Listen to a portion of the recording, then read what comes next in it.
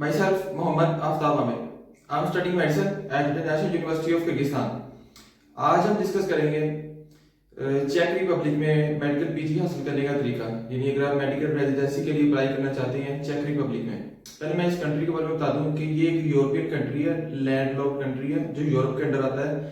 लेकिन इसके अंदर जो मेडिकल रेजिडेंसी हासिल करने का जो तरीका है ना, वो प्लैब और एमआरसीपी के अलावा भी आप हासिल कर सकते हैं। स्पेसिफिकली इस कंट्री में एक इनका टेस्ट आप वो देंगे, लैंग्वेज को क्लियर करेंगे तो आप इस कंट्री में यूरोपियन यूनियन में एंटर हो सकते हैं बगैर एमआरसीपी और प्लैब दिए। यानी जो स्टूडेंट्स ये चाहते हैं कि वो यूरोप तो चले जाएं अपनी डिग्री के बाद, लेकिन वो एमआरसीपी और प्लैब नहीं देना चाहते, तो वो इसको प्रेफर कर सकते हैं। ये बहुत ही एक इम्पोर्टेंट वीडियो उनके लिए। आज हम ये डिस्कस करेंगे इस कंट्री के बारे में।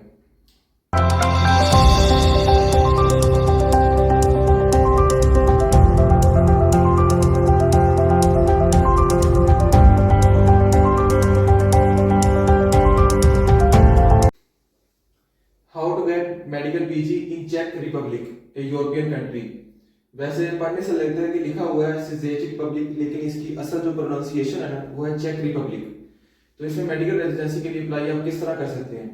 सबसे पहले आपको रिक्वायरमेंट्स बताता हूँ, फिर एप्लीकेशन का प्रोसेस बताता हूँ, और इसके अंदर जो एग्जाम है उसका प्रोसेस बताता हूँ, और मेन जो चीज़ है लैंग्वेज उसका प्रोसेस बताता हूँ। एंड पे हम सैलरी को भी डिस्कस करेंगे, वो सब मैं आपको बताता हूँ। इन सब चीज़ों के जो लिंक्स है ना आपको वो डिस्क्रिप्शन में मिल जाएंगे, सारे लिंक्स, वीजा अप्लाई के, एप्लीकेशन फॉर्म उसको फिलअप करने के, सबमिट करने के, उसके अलावा एग्जाम के बारे में सारी डिटेल, इन सब चीज़ों के आपको लिंक्स मिल जाएंगे। उसके थ्रू आप अप्लाई कर सकते हैं और खुद भी अंडरस्टैंड कर सकते हैं कि सारी इन्फॉर्मेशन किस तरह मैनेज करनी है और क्या क्या मेन चीज़ें। रिक्वायरमेंट्स में सबसे पहले हमारे पास है डिग्री या डिप्लोमा। आपके पास आपके एमडी या एमबीबीएस की डिग्री होनी चाहिए, या जो भी आपने जनरल फिजिशियन की या जो भी डिग्री की है वो होना चाहिए। डिप्लोमा होता है नर्सिंग के स्टूडेंट्स के लिए, उनके लिए डिप्लोमा कहा जाता है। डिग्री होती है एमबीबीएस या एमडी स्टूडेंट्स के लिए। उसके बाद certificate of recognition of university education, आपकी डिग्री को रिकॉग्नाइज किया जाता है। जैसे जिन बच्चों ने अमेरिकन टेस्ट देना होता है यूएसएमएलई, उनकी डिग्री वेरीफाई करती है ईसीएफएमजी के थ्रू। तो जो इनकी यूनियन होगी चेक रिपब्लिक की, उनकी जो है मेडिकल काउंसिल वो आपकी डिग्री को रिकॉग्नाइज करेगी। तो वेरिफिकेशन सर्टिफिकेट होना चाहिए, उसको रिकॉग्नाइज करवाने का जो है ना तरीका, उसका तरीका आपको डिस्क्रिप्शन में लिंक मिल जाएगा, वहां से आप स्टडी कर सकते हैं। उसके अलावा यूट्यूब पे बहुत सारे वीडियोस अवेलेबल हैं। तो हाउस जॉब सर्टिफिकेट, बेहतर है कि आप दुनिया में कहीं भी जाएं, एक साल की ट्रेनिंग, इंटर्नशिप या हाउस जॉब सर्टिफिकेट आप साथ आप रखें, उसका काफी बेनिफिट होता है, ताकि उधर जाके आपको कोई भी फाउंडेशन ईयर ना लगाना पड़े, आपकी सैलरी स्टार्ट हो, आप एज अ प्रैक्टिशनर वर्क करना स्टार्ट करें। हाउस जॉब सर्टिफिकेट के बाद आपको चाहिए होता है क्रिमिनल कोड, कि आप आपका कोई भी क्रिमिनल कोड नहीं है ऐसा कि आप किसी और कंट्री में आप जा सकें। उनके लिए आपको क्लियर होना पड़ता है, एक तो कि पुलिस की तरफ से मिलता है, ये उनके हेडक्वार्टर से क्रिमिनल कोड सर्टिफिकेट होता है, ये भी इजीली अवेलेबल होता है।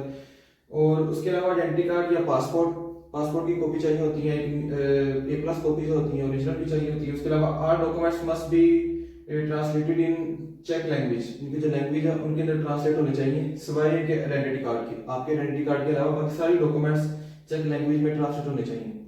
ये है जी इनकी मेन रिक्वायरमेंट्स। उसके अलावा आपने एप्लीकेशन प्रोसेस होता है कि आपने ऑनलाइन एप्लीकेशन फिलअप करनी है, उसको सबमिट करना है, आप उनकी फी पे करेंगे।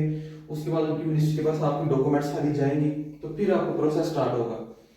एप्लीकेशन प्रोसेस में सबसे पहले तो आपकी रिक्वायरमेंट्स पूरी हो गई, फिर आपने उनकी एप्लीकेशन की तरफ आना है। एप्लीकेशन में फॉर्म आता है, आपको डिस्क्रिप्शन में लिंक मिल जाएगा, उसे ओपन करेंगे, फॉर्म को फिल करेंगे, ऑनलाइन फॉर्म फिल करेंगे आप, फिर आप सबमिट करेंगे सारी डॉक्यूमेंट्स जिस तरह उन्होंने मांगी है उसी तरह आप सबमिट करोगे।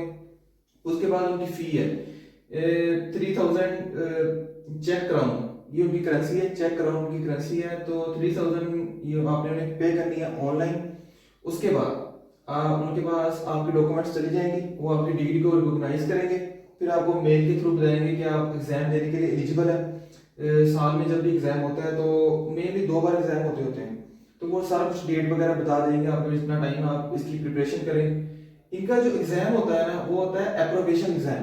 ये और भी कुछ कंट्रीज में अप्लाई होता है, लेकिन चेक रिपब्लिक में भी एप्रोबेशन एग्जाम होता है। जैसे कहीं अमेरिका में यूएसएमएलई है, यूरोप में प्लैब होता है, यूके में, उसके अलावा एमआरसीपी है। तो यहाँ पे एप्रोबेशन एग्जाम है। एप्रोबेशन एग्जाम की 3 स्टेप है, 3 स्टेप आपको क्लियर करने पड़ेंगे। उसके बाद लैंग्वेज पे भी मैं आता हूँ। 3 स्टेप में रिटन है, प्रैक्टिकल है, ऑरल है। रिटन में ये है कि एमसीक्यू होंगे, तो कंप्यूटर बेस्ड एमसीक्यू, उसमें आपने 70% मार्क्स हासिल करने हैं।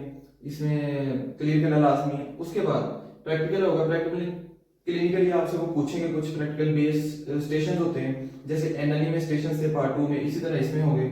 इसके बाद थर्ड में ओरल है। ये दोनों तो आप लैंग्वेज के बगैर टेस्ट पहले 2 क्लियर कर सकते हैं, लेकिन ओरल में उन्होंने आपको अपनी चेक लैंग्वेज में आपको ना ओरल टेस्ट क्लियर करना है। इसके लिए जो मेन क्राइटेरिया वो लैंग्वेज है। ओरल में आपको सामने A to Z बैठा के आपसे पूछेंगे मेडिकल के बारे में, किसी भी फील्ड के मेडिकल, किसी भी सब्जेक्ट के बारे में कोई भी बात कर सकते हैं, क्लिनिकल के बारे में भी कर सकते हैं। मेनली वो आपकी लैंग्वेज को स्किल चेक करेंगे कि आप पेशेंट के साथ कम्युनिकेट किस तरह करते हैं, आप एलिजिबल हैं भी या नहीं यहाँ पे एज अ प्रैक्टिशनर वर्क करने के लिए।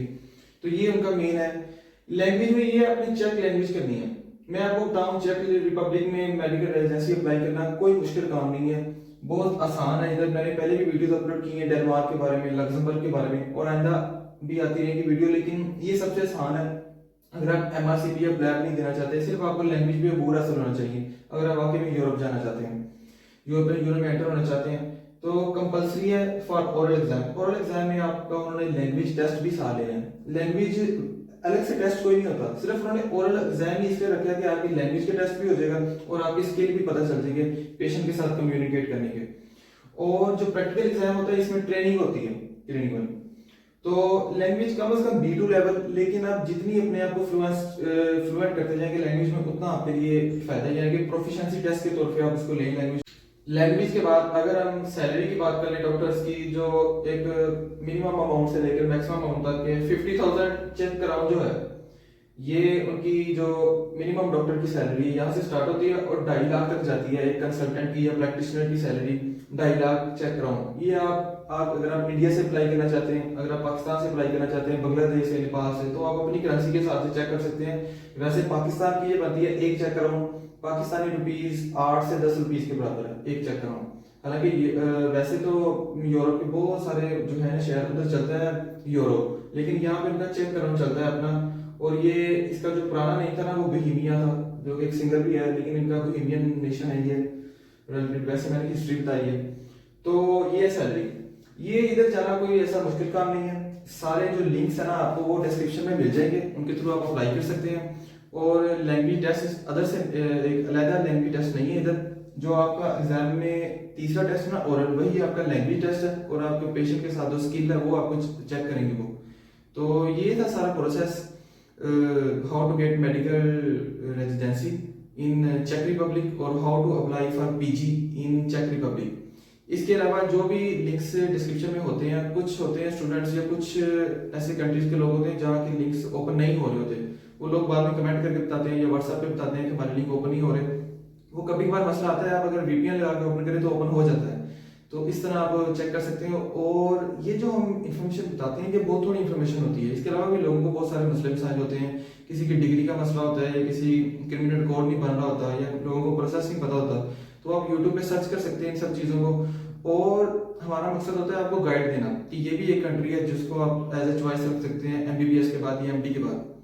तो this was all about the how to get medical residency in चेक रिपब्लिक। Thank you.